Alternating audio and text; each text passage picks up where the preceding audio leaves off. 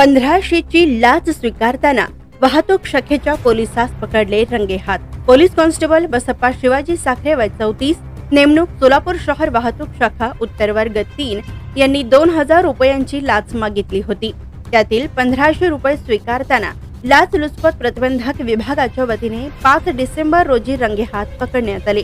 यातील तक्रारदार यांना आलोसे यांनी थांबवून बुलेटचा सायलेन्सर हा कंपनीचा नाहीये व सदरील बुलेटवर यापूर्वीचे रुपये 3000 दंड पेंडिंग असल्याचे सांगून आलोसे यांनी तक्रारदार यांची बुलेट ताब्यात घेऊन ती ते स्वतः चालवीत तक्रारदार यांना पाठीमागे बसवून जेल रोड पोलीस स्टेशन जवळील ट्रॅफिक डंप यार्ड येथे आणून लावली।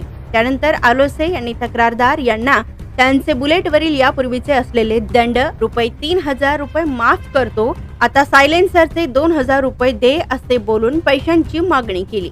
तक्रारदार यांनी त्यांना पावती मिळेल का 2000 रुपयाची असे विचारले असता आलोसे यांनी पावती नसती त्याची असे सांगून पैसे लवकरात लवकर आणून दे अशा प्रकारे लाचेची मागणी करून तडजोडी अंती 1500 रुपये आलोसे यांनी स्वतः स्वीकारल्याने त्यांना रंगे हात पकडण्यात आले।